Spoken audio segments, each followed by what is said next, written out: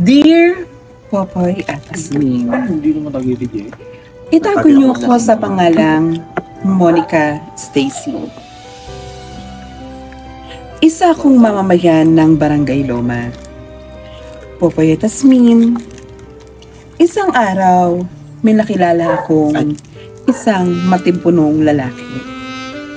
Itago niyo siya sa pangalang Marcos. Popoy at Asmin, isang araw, si Marcos at ako ay nalaman kong pares kami ng sports na pinaghihiligan. Popoy at Asmin. Naglaro kami.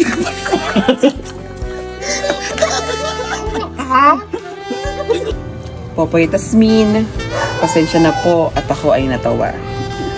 Eto na nga Popoy at Asmin, kaya nga nang sabi ko, parehas kami ng kinahihiligang laro. Hanggang sa isang araw, Popoy at Asmin, nag-chat si Marcos sa akin kung meron daw po bang play. Hanggang sa isang araw, Popoy at Asmin, kami ay naglaro kasama ang aking mga kaibigan na sina Bridget, Margaret, Scarlett, at Bernadette.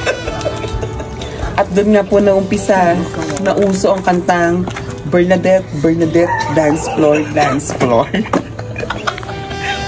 Popoy at Asmin, hanggang sa isang araw natapos ng aming paglalaro, nagpunta si Marcos sa aming bahay. Ngunit pagpunta ni Marcos, ito ay nakasara. Kaya isang araw, kumatok si Marcos sa aming pintuan.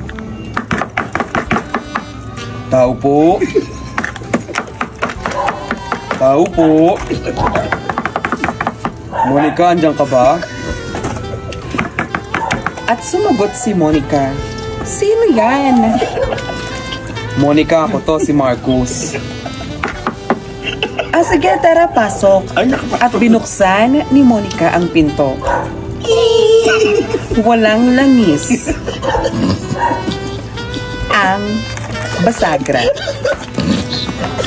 Popoy at Asmin, aking inanyayahan si Marcos na umupo sa aming sala. Akin siyang pinagtimpla ng kape. Hanggang sa sabi ni Marcos, siya ay naiihi. Siya ay pinapunta ko sa aming banyo. Sige, Marcos ay ng aming banyo. Umihi ka na. Pupunta na ako ng kwarto, ayusin ko lang. At pumunta na nga si Marcos sa aming banyo. Binuksan ni Marcos ang pintuan. Wala din langis ang basagra ng aming pintuan sa banyo. At nang umihi na si Marcos. Nang natapos si Marcos umihi, Popoy at Asmin, siya namang kumatok sa aming pintuan sa kwarto. Monica, tapos na ako umihi. Sige Marcos, bukas yan. At binuksan ni Marcos ang pintuan ng aming kwarto. Pasensya na Popoy at Asmin, dahil pati yung pintuan sa aming kwarto ay walang langis. At nang aming humiga, at nang kami ay humiga, Popoy at Asmin, biglang nagulat si Marcos dahil may naghabulan na pusa sa aming bubong.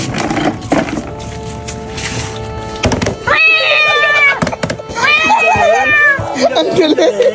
Popoy at Asmin, Galing, galing! lumabas si Marcos ng aming bahay.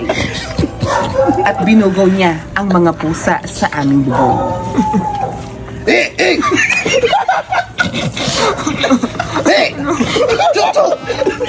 At nang umalis ang pusa, pumasok ulit si Marcos sa aming pintuan. Popoy at Asmin, nagkwentuhan kami ni Marcos tungkol sa aming mga buhay-buhay. Popoy at Asmin, gaya nga ng sabi ko sa'yo, pagpasok ni Marcos sa aming kwarto, kami ay nagkwentuhan. Hanggang sa lumalim ang aming kwentuhan at may nangyari sa amin ni Marcos. At nang natapos na kami ni Marcus, ang sabi niya, Shit! isa pa nga. Hanggang sa natapos na kami. Pupitas me, dumating ang isang araw. Kwinento ko kay Bernadette ang mga pangyayari. At may pinakilala nga ako kay Bernadette upang sa ganun ay meron din siyang mapagtuunang pansin. At itago natin siya sa pangalang Rolly.